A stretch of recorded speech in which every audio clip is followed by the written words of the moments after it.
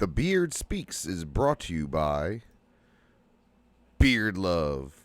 If you got a beard, go bring your fucking ugly face over to mybeardlove.com/beasthost and get that ugly fan 10% discount on all the things you need to clean, style, and keep your beard free from bugs and other grubs.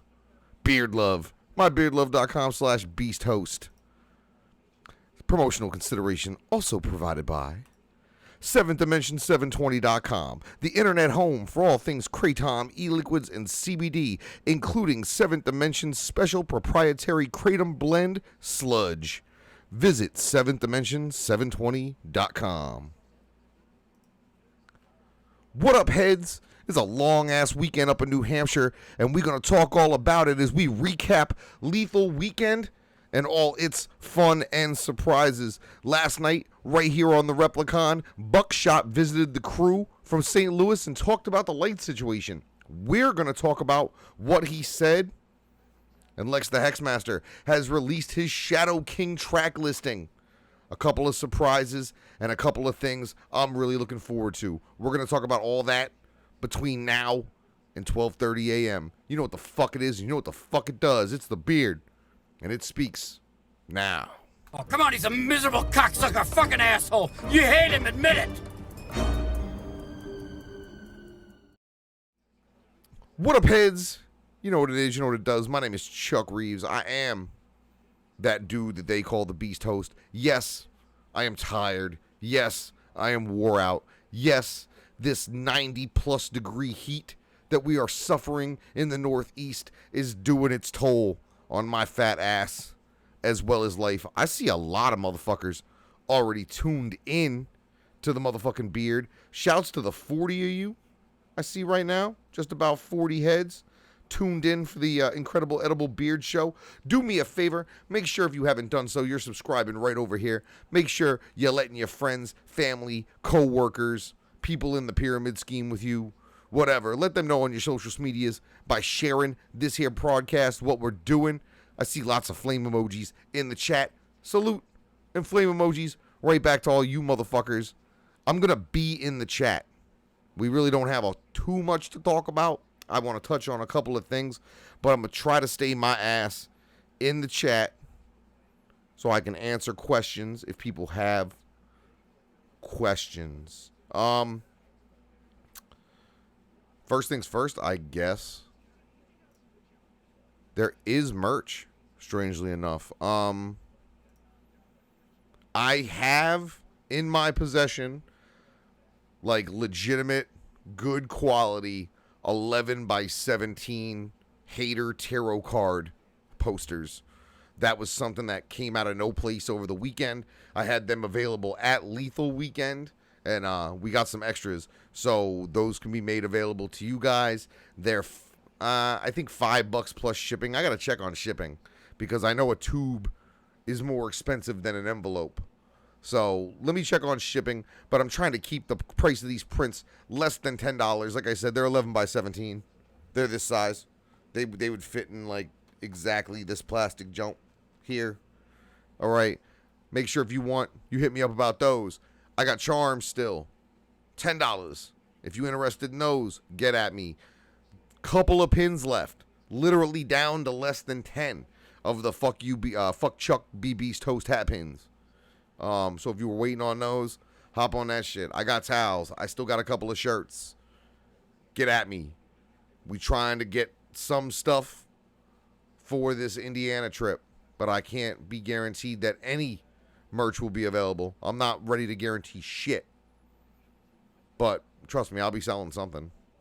As anybody in New Hampshire over the fucking weekend can attest. Let's see. Oh, there we go. So yeah, over this weekend, my bald, bearded ass was all over New England all fucking weekend. And it all started with Friday midday and what was supposed to be a 2-hour drive from my house to Cloud9 in Hampton Beach, New Hampshire, and what actually turned into damn near a 4-hour drive through fucking weekend vacationer traffic heading north to the beaches and places like that. But Friday night did get there. Of course, Apathy was not in attendance. Neither was Enemy the Illest. But we did have a great night of performances capped off by Lex the Hex Master. All right, Flatliners warming up right before him. Guello, Outland Camp, showing the assembled crowd why they are considered one of the best crews in New England. And they were actually more complete as far as personnel than people had seen them in some time. The part of the homeboy Waldo Nixon was actually played by Waldo Nixon, and it was nice to see. It was a good performance. I was real happy to see all four of those dudes taking the stage together. Freeze killed it. Freeze has got this big inflatable fucking alien in a tube for the stage, which is rad as fuck. Reverend Arlo Price was in the house both nights, and on the first night, he put nails. He's one of those freak geek dudes. Motherfucker had nails, and he was nailing them into his shit. So he had like fucking 14 nails jammed in his nostril, going into his face. So that was cool. And then later on, he was allowing people to staple money to his fat layer with a staple gun. I couldn't watch it. I'm not real big on stuff like that. But the one part I definitely couldn't watch, but I guess was a crowd favorite, somebody paid $50 to staple Reverend Arlo's nutsack to his fucking inner thigh. That happened night one. As a result, I think that dude kind of peaked early. The bed of nails and the glass that he did later on, as cool as that was, it was not nearly as climactic and exciting as when he stapled his nutsack to his inner thigh. But shouts out to Reverend Arlo, for real. That dude gives it the fuck up. I know he's getting ready to co-host something with the Replicons coming up here in the next few weeks. Him hosting one night and the Replicons hosting the next.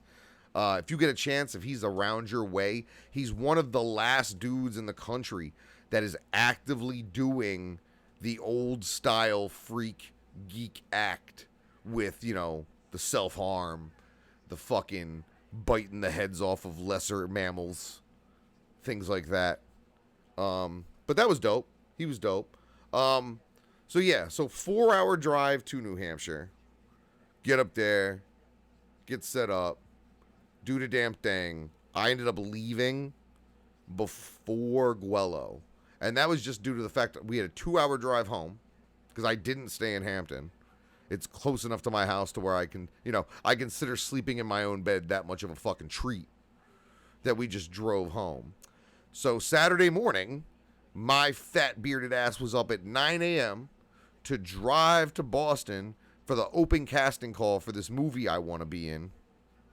I should just say a movie, because there's really not a movie besides certain homosexual pornographies that I probably would balk at being in at this point. I'm just trying to get my face and shit out there. But this is actually a fairly big deal movie. I guess it's being produced by Netflix, being filmed in Boston, and went up there and did that. Drove through the flash flood twice. Anybody from up in this area knows that Saturday morning, afternoon, and midday, several parts of the state of Massachusetts ended completely underwater. And I drove through that fucking monsoon no fewer than 2 times. Saturday during the day to get to and from this casting call. Came back to my crib, ended up catching an 1.5-hour nap thanks to my beautiful girlfriend and patient girlfriend. And she woke me up all nice. I brushed the fucking beard out, got back in the car, and drove 2 hours to Hampton Beach to do Saturday night. Lars headlining that shit. It looked crazy as fuck. Block McLeod and the Suicide Squad, those are the homies. Fury, as always, shirtless, killing it. What else went on that second night? AOD was dope. Zeta God was dope. Jay Prophet, I know, was in the house. Wickedwood, I know, was in the house. Mad Max killing it as usual. We know he was in the house. Lex stuck around both nights and hung out, which was awesome for the fans in attendance to get to just kicks it with him without paint. Just, you know, kicking it around, sipping on his Hennessy. And, you know, I really like that dude. I really like Lex. Lex is one of the most personable people in this game, to be honest with you. And he's someone who fully understands how blessed he is to be able to do this with his life. We might as well roll into that since we're talking about the big homie Lex. I got this sent to me via Instagram and via text the other day. I shared it up on my Instagram. But we're going to go to Lex's Instagram. Let me pull this up.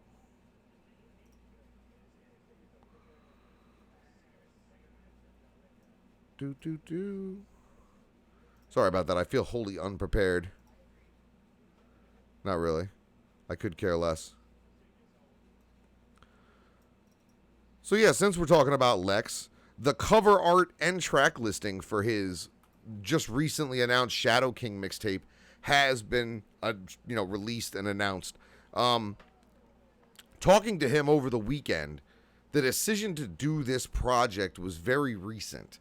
And it was a quick project for him, and it was something that he was able to bang out fast because it was something he was in the mood to do. And you can tell by the track listing that the people he's working with on this motherfucking thing are the type of people to get you in the mood to want to do rap and good hip-hop music, especially out there in New York on the East Coast. There's your cover. All right, I'm sure these pictures were more than likely taken by the homegirl Kelly, so shouts to her. And then here we go with the track listing. Can I do anything about that being too small? Why, look at that. And then I'm going to make it even bigger so I can read it to y'all. Bam. So Lex the Hex Master Shadow King mixtape. Of course, we got an intro. Second track called Evolving. Third track called Nobody Likes Me. Track 4, I'm Back, Bitches. Track 5, Show Off Part 3. Track number 6, Show's Over, featuring Clockwork, the homie from Gorilla Voltage. These two guys have a very rough and rugged style. This track is probably going to be real raw, real hard. I know that's what Lex is moving towards. Lex's music is getting harder and harder and harder as the projects go by, and I'm loving it. 7 Hellfire, 8 Fuck Shit, featuring Black Phillip. I like the title. I like the title of Fuck Shit. That's a good song. That might be my jam. I haven't even heard it, and I'm going to go ahead and raise my hand and say Fuck Shit's my jam. 9 is a skit. 10, Death Shadows, featuring the legendary Flatliners and the Las Vegas homeboy Donnie Menace. It's really dope to see him on this project with Lex Masters. And then track 11, Marching in Fire, featuring Sutter Kane. Sutter Kane is a New York East Coast based artist. I think he's from down south originally, who I've been familiar with for quite some time. He works in a production capacity, mostly the black metal movement was something that he essentially spearheaded about 10 years ago, and he's just somebody who's always been there, and his list of credits is amazing and enormous. Why that dude's not far more famous than he is, I have no idea. And I also heard recently that he is the brother of Power 106 Breakfast Club host Charlemagne the God, which damn near blew my mind. You're going to be able to cop this Shadow King mixtape, of course, at mneshop.com, twistedshop.com, lexthehexmastermerch.com, or in person at the Attack of the Ninjas weekend 3-day extravaganza popping off August 23rd, 2018, the 24th, and 25th in Kokomo, Indiana at Front Row Live. Follow the straggly beard hairs. I leave a trail. So just follow those and you'll get to this fucking place. You can cop one of these joints. One of the many things that you're going to be able to cop and spend money on and purchase at Attack of the Ninjas. There's another record coming out. That Underground Avengers album is due to be released that same weekend. Of course, we know it is now called Anomaly 88. And we already know about this bullshit with the final Posse track that went down. For those uninitiated or not in the know, Psychopathic Records artist Young Lyte was invited to take part in the track Thanos, featuring Twisted, Underground Avengers, Jelly Roll, Ritz, King ISO, Tech 9, Chris Calico. He accepted, and then apparently at some point the permission for him to do the track was pulled by the powers that be at Psychopathic Records. Last night was Bukshot's first real public interview since this happened. And he went on Replicon last night and discussed it. Some of the things he said basically was that, this was an attempt to reach out to somebody who he considered to be his homie. As we know, underground artists, especially ones that have been on this fucking grind and have been part of this struggle, we all know each other, man. Nobody's trying to get in anybody's way. And when we can provide opportunities, we do. Anybody who knows me and knows the opportunities I provided throughout the years for artists in my region should be aware of Buck. And Buck provides those same types of opportunities to people. This wasn't a petty move on this man's part. This was a dude who was trying to help one of his hip-hop homeboys achieve a lifelong dream of working on a song with the #1 independent rapper in the world, Tech 9. Now, Buck explained no one directly told him what happened until the track was supposed to be turned in.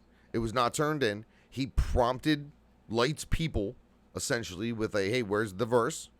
And then Lyte's management called Buck and explained to him that Billy Bill had basically pulled the authorization to even record the track. So Lyte never even got the verse that he wrote committed digitally to anything.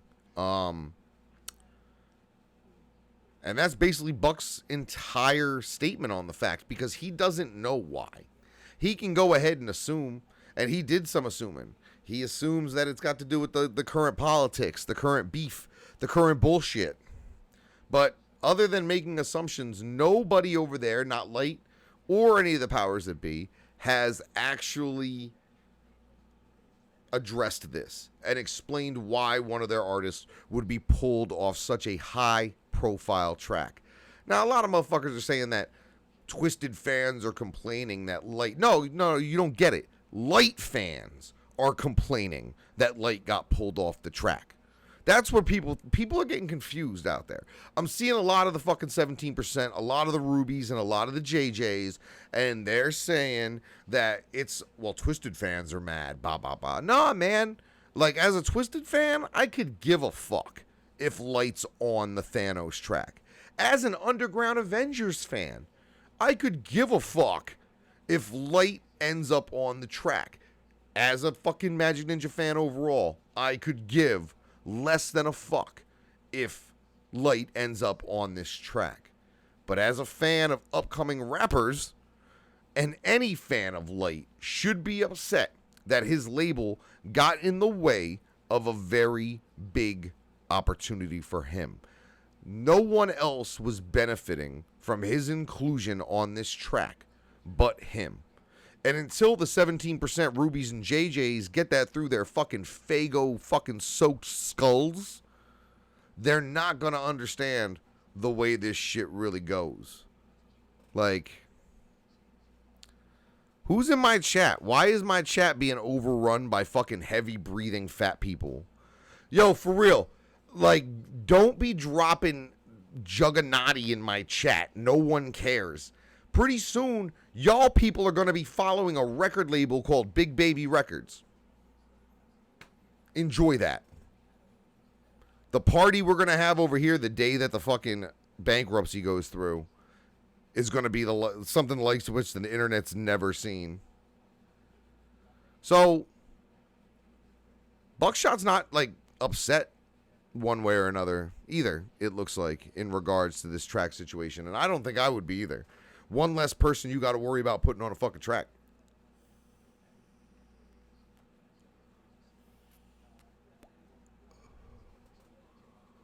Let's see. Even though Ouija cursed me, how did I feel about seeing him get down to BBS? I know a fake motherfucker when I see one. I'll just say that. I'll just say that. You can, motherfuckers can celebrate Ouija, the fucking Estelle Getty of the underground, fucking mobbing out to a BBS set. Y'all can celebrate it. The Rubies and the JJs can fucking, like, denounce him and talk shit. Me, I don't care. Because what I see in him is I see a dude who saw a failing business and figured he could get some of it out on the way out the door. And y'all are going to see what I'm talking about. If you knew how bad things really were, you'd understand why Ouija's acting the way he's acting. Ouija's going to do anything to protect Ouija. And to be honest, if you're there, then yeah, you got to mob out to whoever's on stage. But as you notice, he wasn't. Why are you spamming my shit? I'm going to get rid of some of these spam people. Hold on one second. We're going to have some fun right quick at everybody's expense. Let's see.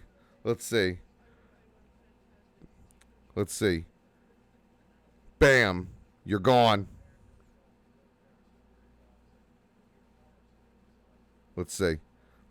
You there? You there with the Lotus Scream name? How are you going to name yourself after a band that doesn't exist anymore? Peace. Fucking Tales from the Heavy Breathing Podcast. Welcome to the Tales from the Heavy Breathing Podcast. Excuse my grandmother and her moo-moo sitting behind me. Fuck out of here.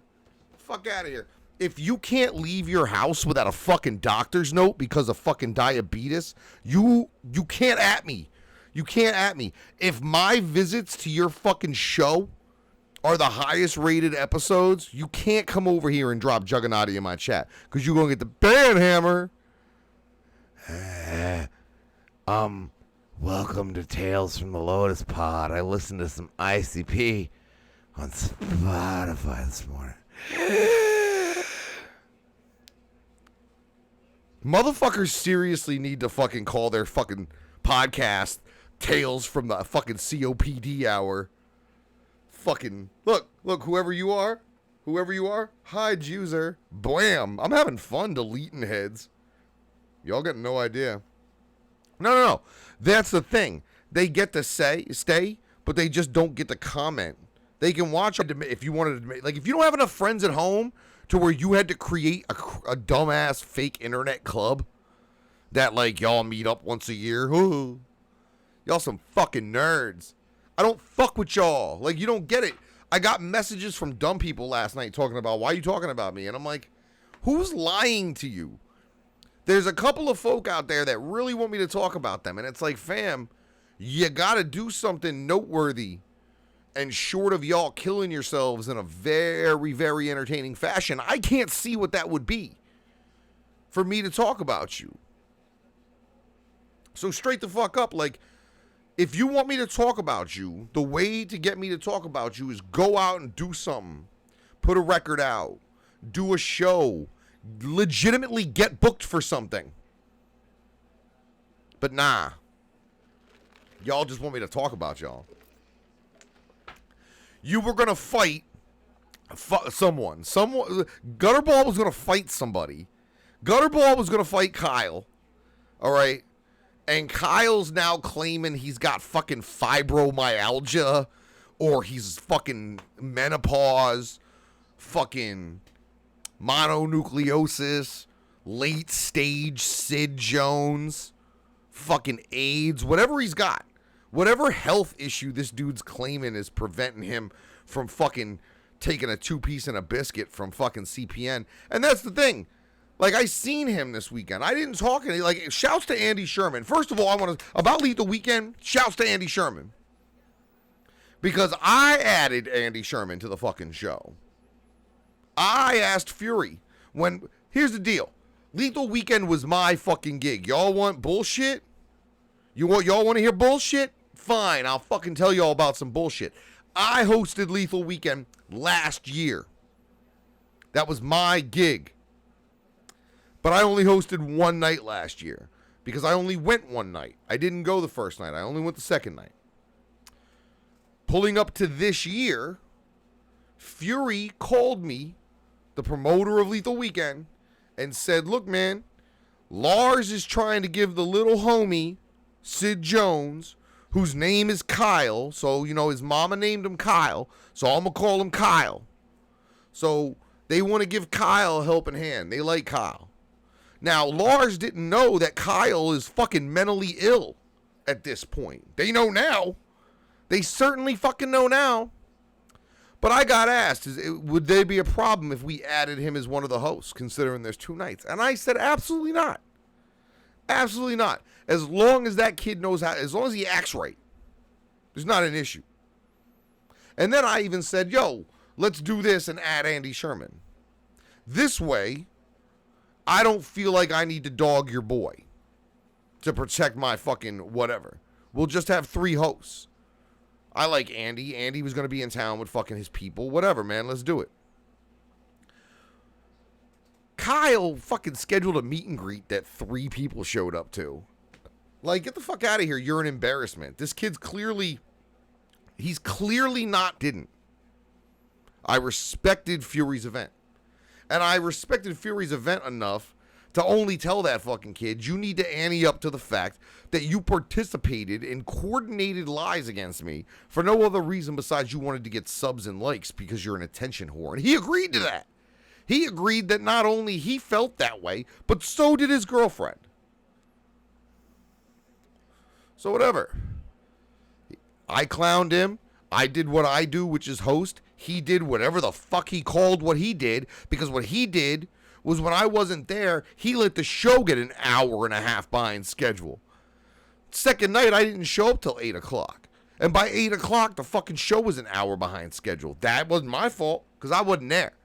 But he wants to talk about it. He learned stuff and this, that. You can't learn what I do, motherfucker. You know what taught me what I do? 1,000 hours on stage. In the last 10 years, I'm sure I've done 1,000 hours on stage in a host capacity.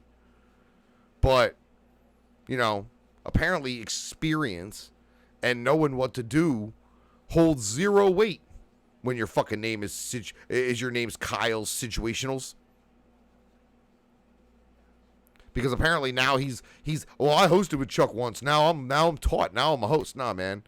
What taught me was my 1,000 hours on stage. Until you get that shit, like, get off me. And then he didn't even have merch.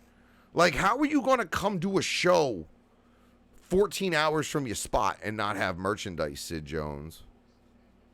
Like, damn. I sat in my merch booth all night, kixing it. Providing tasty treats and tidbits to the fans. I even like signed some autographs, fam. Yo, he can be butthurt. His mama named him Kyle. I'm gonna call him Kyle. Sid Jones is... You don't get to make up your own nickname. My name is Chuck Reeves. My mom, she calls me Chuck Reeves. My girlfriend, her kids, they call me Chuck Reeves. You ain't got to worry about fucking calling me fucking Lone. My name is Lone Wolf Jones. Lone Wolf Badass Jones. That's what you're going to call me from now on. How about that? It's now the Lone Wolf Badass Jones show. Because I came up with that and I think it sounds cool. Fuck out of here. Like, yo, and that's the thing. Andy, your guys performed. You actually had a purpose to be there besides selling merch. A host has no purpose besides being there to sell merch. And, like, you handed out promo, which is great, because I had no Attack of the Ninjas promo with my name on it. But, yo, I'm really looking forward to having Andy Sherman come through this Attack of the Ninjas pre-party and come fuck it up with us. Okay, and I ain't got to worry about, like, literally, there were several points this weekend where I was on stage with the microphone. I looked at fucking Kyle and said, Sid Jones, come get your fucking host on. The hosting's good right now. Come get some. And I did bring both heads. I brought Andy and him on stage because I'm not trying to fuck with nobody. Like, especially after I've encountered Sid Jones now for a long enough period of time to where I've determined I just can't be mean to that dude. Like, as much as I want to slap the fuck out of him, Like, I don't know, it's like a wounded cat. Like, Sid Jones must have gotten a head injury and then tried to read the book, The 48 Laws of Power, and is now trying to implement the shit like he's Sun Tzu, and he can't because he doesn't know enough about the way the fucking world works. It would be helpful, Sid Jones, Kyle, going forward, if a couple of things occurred. Number one, quit using Magic Ninja symbology, especially when you're challenging Gutterball to a fight with your girlfriend as the prize. A fight you're going to pull out of anyway because of late stage fucking sudden infant death syndrome or whatever the fuck it is you got. I heard enough of your quote unquote interview on CPN's show to know you'll never be on this fucking show. If you're ever on this show, it's going to be a fucking replay of you getting the shit slapped out of you, and that's it. You're never going to be on this show. And when CPN goes away, you can stick to your 700 subscribers and your fucking 6 years of trying to get noticed on YouTube. I told you, I don't have to be mean to you, but I certainly don't have to fuck with you either. And I don't fuck with you. I don't fuck with you on a music level. I don't fuck with you on a respect level. I don't fuck with you on a nothing level. Sit your light ass down. So go ahead. Try to get booked on something I'm on again. Try it. And watch how fucking bad I hang you out to fucking dry. Because watching Fury on stage insist over and over again, you're just a fan. And then you going, you mean a man? And he goes, no, fam, a fan. I had to walk out. Even I had to walk out. That shit hit me right here. Like, oh! Like I heard him go, nah, man, not a man, a fan. And I went, oh. I felt bad for you. But then you're gonna leave the minute you're not even gone from New Hampshire yet, fam, and you're already on CPN's show talking about me. And now you're like the whole thing that because now you don't want to fight him, he wants to challenge me under the same set of circumstances. Please, there's no circumstance under which Gutterball and me are gonna cross paths unless that fat roly-poly fuck goes out of his way. Because there's probably not going to be a gathering next year. Not if the company goes bankrupt like I fucking hear. So unless you're going to come out to a Magic Ninja event and deal with me at one of those, or you're going to come out to any of the other 99% non-Magic Ninja events that I do around the country over the next 12 months, and you come see me, we're not going to interact. And I have no reason to interact with him. I am not here to battle the 17%, the JJs, or the Rubies. I'm here to educate the people who watch my show and have a functional frontal lobe.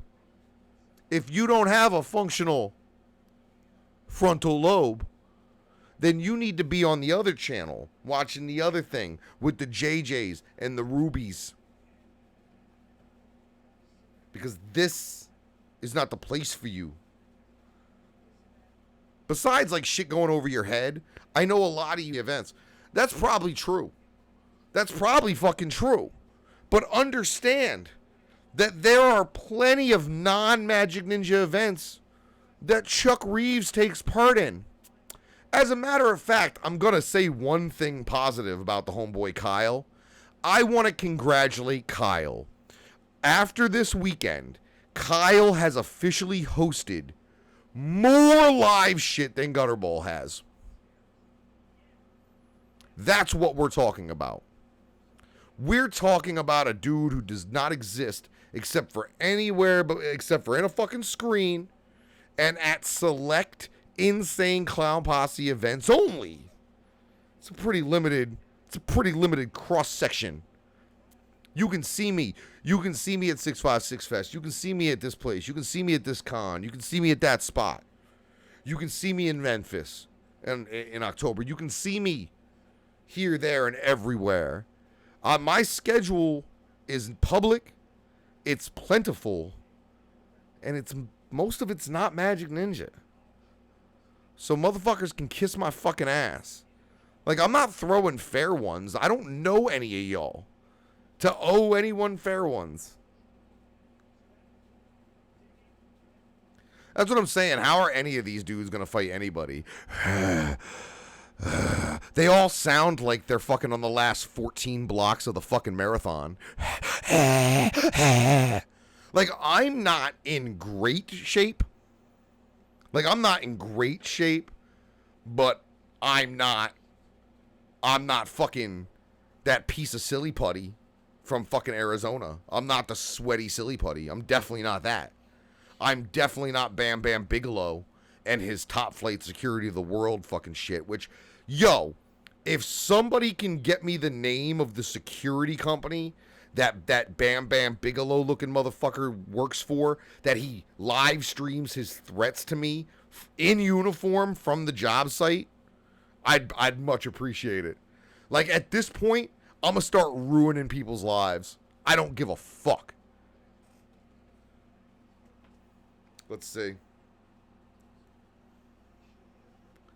Yo, that's the thing too, man. Like, we could even do it. Like, if he was to say come out to something and he wanted to throw hands and it was like something I was booked for, I get he can't stand up. Like, I understand that his whole thing, he's like a fucking Russian nesting doll. Like, his whole bottom, like the square footage of what actually touches the ground is far more than just his feet. So when you had like a gang member who had been shot and was like a paraplegic and couldn't use his legs and he wanted to fight, they would stick the both y'all in the back of a car. So the legs didn't matter. Like, if we could fit him in the back of a fucking car, I'd even suggest that, but I don't think we can fit him in the back of the fucking car. Like, shit, fam. Let's see. What do you mean? I don't pay attention. I just get messages asking me what I think about people I don't know, who I've never met, challenging me to fights on the internet because the company that they fucking modeled their whole life out of is about to go bankrupt and it's all my fault. That's all I get. I don't pay attention. I don't watch it. I get messages from people that do, talking about, what do you have to say about this? The homeboy Total Chaos, who will be on the show very shortly in the next few days, I think, or a couple weeks at the most. He hit me up asking me what I thought about this challenge. Fuck you, bro. Challenge these nuts, man. Challenge my fucking area between my taint and my asshole. Challenge that. All right, I challenge you to lose 35 fucking pounds. I challenge you to be able to run 4 city blocks. I challenge you to book one legitimate fucking gig this year, because you didn't book one last year and you haven't booked one yet because your bullshit portal party was not a legitimate gig, not in anybody's world. So try to do what fucking Kyle did. I challenge Raya to do what Kyle did this weekend. Book one legitimate fucking show. One show. Book one thing.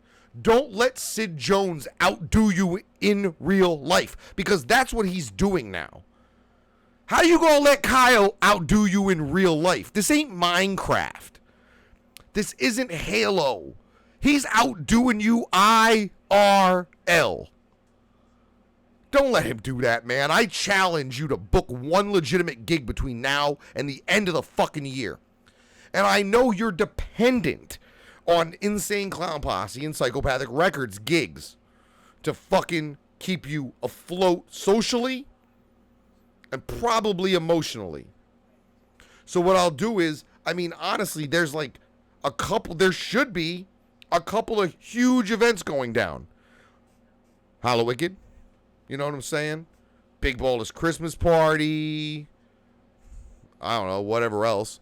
Now, if any of this actually goes down, book one, man. Book one. You got all access at the gathering, right? You're fucking Billy's dude and all this. fucking get them to book you. Or find out that your racist bullshit has made you unfucking bookable.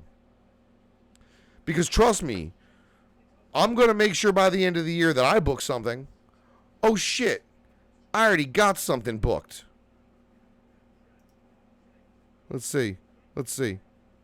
Oh, look at that.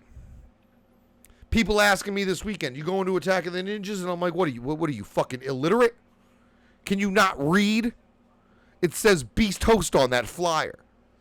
August 23rd, come on out, Kokomo, Indiana. Drive-by. We putting ponies down. All right? Red, Body Bag Syndicate, Native World. 4 Juggalos. Bye, Juggalos. We partying. We doing the damn thing. So, like, that's just my next thing. I ain't even announced the fall yet. Shit, bro. I ain't even announced October, my dude. I ain't even announced October. I'm talking about 30 days. There you go. I challenge you to book a gig, you fat motherfucker. Don't you dare disrespect the brand. You disrespect the brand, that shit is fucking blasphemy. How dare you? My girlfriend's over here looking at me because it's 12:15 in the morning and I'm fucking screaming about blasphemy in my apartment. Y'all don't even know what's coming. And we're going to have a hell of a party when the fucking Chapter 7, Chapter 11, and Chapter 14 paperwork gets fucking filed. And then I'll end up explaining to you all what that means. Fucking assholes. Don't you dare. Disrespecting the beard is blasphemous. And straight the fuck up, man. Like, I'm going to need y'all's help. In the next few months, when everything I've called, when everything I've predicted comes to fruition, when we find out what's inside the envelope, when you find out the true importance of what's inside the envelope, when you realize the end of Psy is something that, yes, we are going to witness, I'm going to need your help. I'm going to need all y'all to let people know that Chuck was right. I didn't cause any of what's going to occur. I'm not going to take credit for anything that's about to occur. But I'll certainly say, bitch, how'd you not see this 6 months ago? Because I did. How'd you not see this a year ago, 2 years ago, like I did? You don't have to be an industry expert to see a shit fucking company flush itself down the toilet.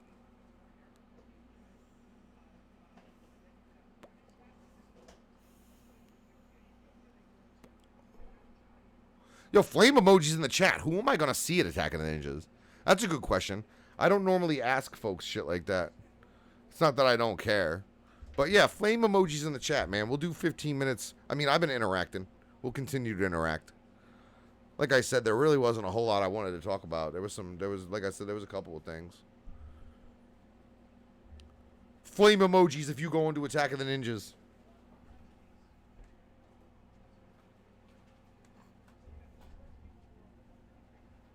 Oh, that's what I like to see. Flame emojis. Look at that. Jason Moore, Montana Josh. Of course I'm going to see you, Montana Josh.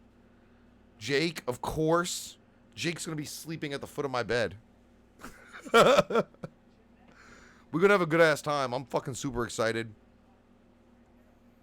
Last year was dope. This year's going to be obviously way different. With lots of surprises, pop-up shops, breakfasts. We're going to go eat some fucking hash. But yo, yeah, man. Like, straight the fuck up. I'm not chasing him. If y'all think I'm chasing him, you're truly mistaken. Fuck, like, I bypassed him I bypassed him before I ever entered YouTube.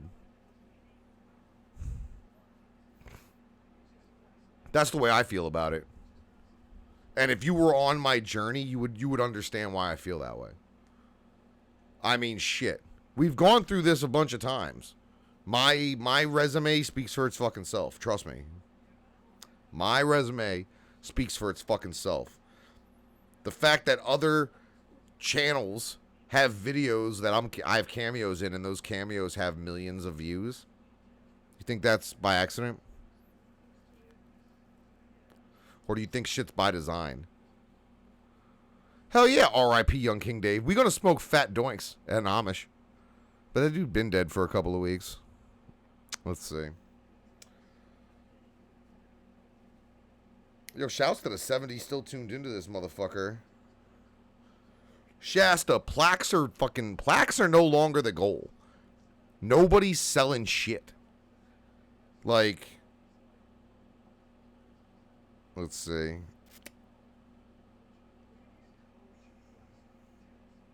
If you think Magic Ninja Entertainment is failing, then you need to just look at the last 24 hours. In the last 24 hours, Twisted has come off of Warped Tour, driven home, and they're already back at work. They just released a new single this weekend. They're preparing for 2 releases here in 2 weeks. We got another release coming, I believe, September. Like, they're getting ready to drop more singles. They're getting ready to announce the fall plans, the fall tour. Shit. House of Crazy's 25th anniversary is happening. I don't know where some of y'all get off. Like, straight up. And I love these. Oh, everybody mad. Like, we can talk about that track, I guess. Because I made my feelings on it clear to a couple of people. I dig the track. It wasn't as aggressive as I think people would want out of something like that, though. He kind of went at some people. Jamie, I'm speaking on now. But not really. And I think that did more to annoy the fan base than anything else. But I made a statement to a few people, and I stick by that statement. Splitting this paint is bait. It's bait. And by the response from the Rubies and the JJs out there who were all, oh my God, he said fuck juggalos. No, he didn't. He said fuck your bullshit family, because your bullshit family ain't real. And y'all still clinging on to that, and y'all gonna cling on to that shit as fucking Jay drives this bus over a cliff. But that shit's bait. That shit was bait. That shit was to draw out people who were either, I don't know. It was to do something. But it was bait, and I don't even think the bait is over yet. I think that bait's still out there, and I think there's a fish looking at it. And I think if that bait's taken, then we are in for a fucking treat. But yeah, I think it's bait. Anybody who watched the Pusha T Drake thing, what you had in that situation was Pusha T said something pretty innocuous. He said something pretty light about Drake. But it was bait. Drake took the bait, dissed Pusha, and then Pusha came back and fucking demolished him.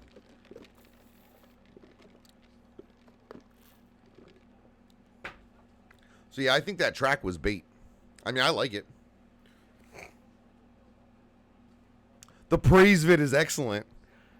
The fucking pieces are falling into place. What you're witnessing right now, you're witnessing the future. You're witnessing what will continue this once the hatchet stops running. Straight the fuck up. That praise video is dope. Once, I mean,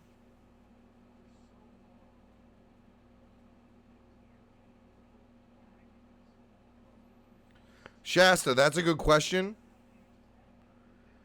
And I'll tell you that it was probably 60-40. That's a good question. 60% traditional built-in fans, 40% new people. But that's a good mix.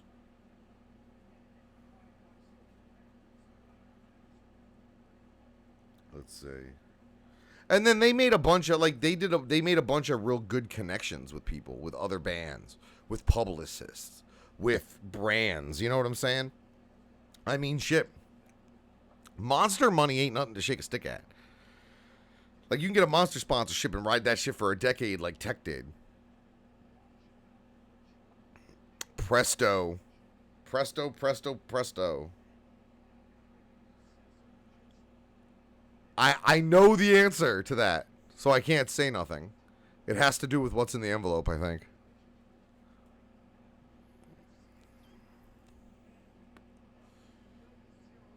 I don't think it does matter if it was more juggalos than regular fans. I mean, obviously, Twisted's been around 20 years. So, especially in that Warped Tour scene, and this being the last Warped Tour and the crowds that came out due to it, most of these fans had crossed paths with Twisted at some point, for some reason. Whether it was during a short-lived Juggalo phase, whether it was just being a scene stir, whatever it was. Just the fact that they're getting their music out there to a bigger group of people than the Rubies and the JJs. Because we've already determined the Rubies and the JJs and your casual fans are not enough to keep that shit fucking afloat. Straight the fuck up. And with what's coming, you guys are going to see that firsthand. You're going to understand how bad shit really is. Like, I'm not going to say I'm looking forward to it. Because I'm not. I don't like being right about the fact that they fucked up so bad that this company is going to fucking not exist anymore. But we're going to get a lot of answers. We are going to get a shit ton of answers as far as exactly what the debts are, how much money was being made, creditors, who do they owe money to. We're going to get to find all that shit out. We're going to find out everything. And when it happens, I think it might actually catch on in the mainstream news. Because you've got a 20-year-old independent record label folding the fuck up like origami. And it sucks. It kind of sucks. Are we pulling up on about 12:30? Let's see what's going on in the live chat. Anybody else got anything they want to talk about?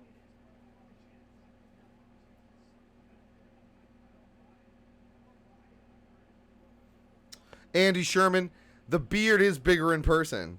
Me as a person is smaller.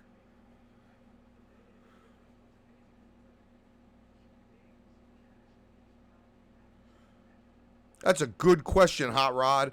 Apparently what happened was Apathy was attempting to play an earlier set at Leathal Weekend and then go headline with Elzai in Manchester. And at the last, they decided that that wasn't smart. And Apathy decided to go take the gig that was worth more money to him. Now, to be honest, I don't think he was missed. I don't think anybody didn't come to Leathal Weekend because he didn't. With the exception of the homeboy Enemy, who's like his roll dog.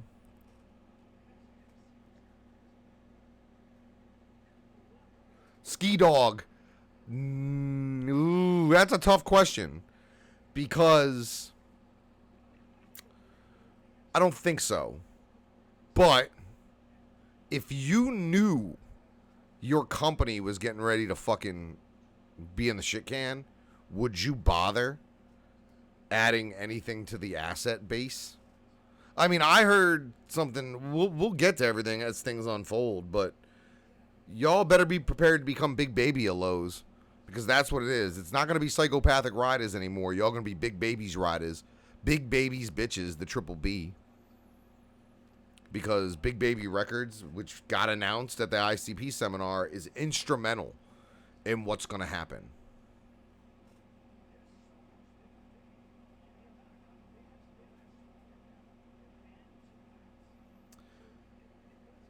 Hey, girl, hey. Freaky P in the house. Shout out to Replicon. Replicons are killing it right now. 1,100 and something fucking subs right here on this channel. Yeah, big baby Lowe's. That's what the new shit's gonna be. Y'all are gonna be big baby Lowe's. Bunch of Rubies and JJs. I can't deals with it. I can't deals with some of y'all folk. But we probably back tomorrow. Some form or fashion. Maybe something tomorrow during the day. I appreciate you joining me. We are pulling up on that 12:30 hour. And Chuck needs to turn the AC back up because he's fucking getting shiny in the light. He's getting moist to the touch. And until tomorrow, heads, the beard has spoken.